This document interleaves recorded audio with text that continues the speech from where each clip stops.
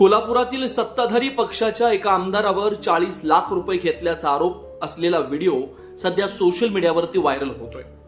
आमदार सतेज पाटील यांनी हा व्हिडिओ एक्सपोस्ट केल्यानंतर खळबळ उडाली आहे. इज दिस ट्रू असं कॅप्शन देत पोस्ट केलेले या व्हिडिओतून कोल्हापुरातील आमदारानं एका तरुणाकडून 40 लाख रुपये घेतल्याचा आरोप करण्यात आला. आमदार सतेज पाटील यांनी हा व्हिडिओ पोस्ट करून एखाद्या आमदारावर असा आरोप झाल्यास त्याची सत्यता आणि पडताळणी होणं अत्यंत महत्त्वाचं आहे असं मत व्यक्त केलं.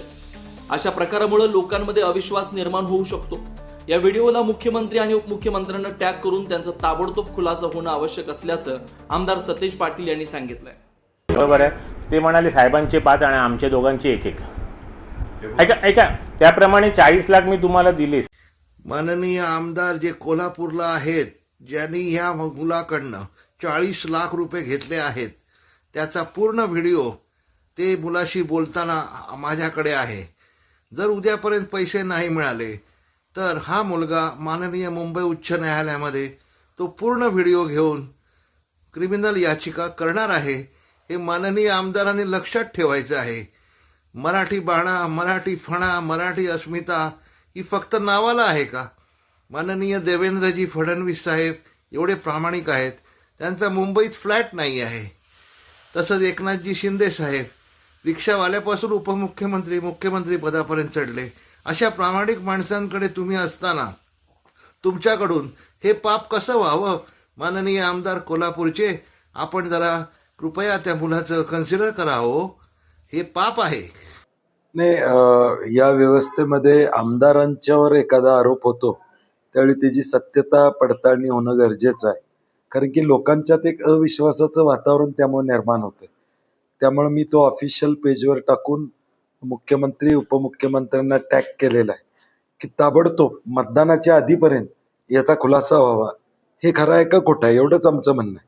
खोटा असेल तर हा व्हिडिओ खोटा आहे म्हणून त्या ठिकाणी, कारण तो सोशल मीडियावर व्हायरल झालेला, ज्यांनी टाकलेला आहे ती ID आहे, त्यांना बोलवून घेतलं पाहिजे.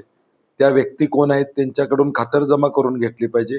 आणि खरं आहे का खोटं आहे हे एवढं लोकांना कळालं तर मतदानाच्या आधी लोकांना निर्णय घेणं सोपं होईल.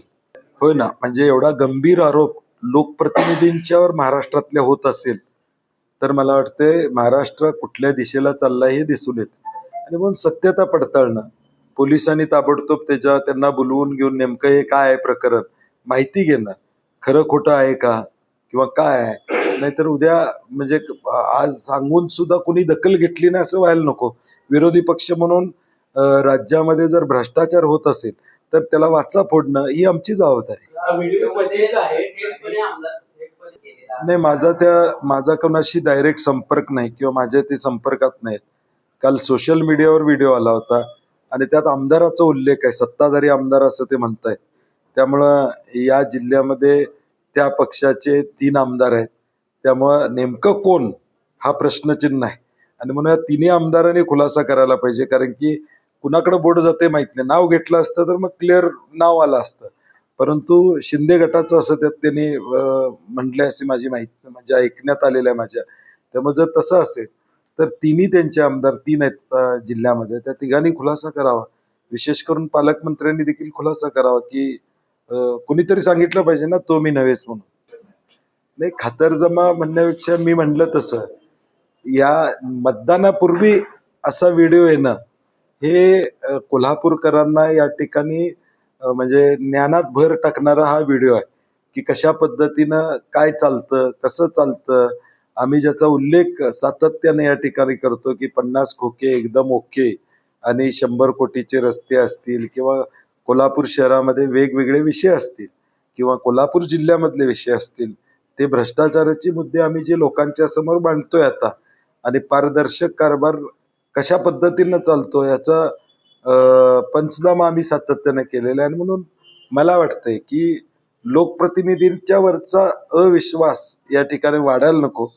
नाही, हे म्हणजे आलाय समोर, आता आलाय तर तो लोकांच्या पुढे गेला पाहिजे. लोकांच्या ज्ञानात भर पडली पाहिजे. मतदानाच्या आधी लोकांना कळलं पाहिजे की नेमकं आम्ही कुणाला मतदान करतोय, कशासाठी करतोय, मतदान झाल्यावर काय घडू शकतं, काय घडू नाही शकत, हे सगळं लोकांच्यापर्यंत पोचवणं विरोधक म्हणून आमची भूमिका आम्ही पार पाडतो. नाही, मला वाटतंय लोकांनी विचार करून निर्णय घ्यावा. मतदान करताना विचार करावा, विचार करायला लावणारा हा व्हिडिओ आहे. अशाच ताज्या अपडेटसाठी महासत्ता न्यूजला सबस्क्राईब करा.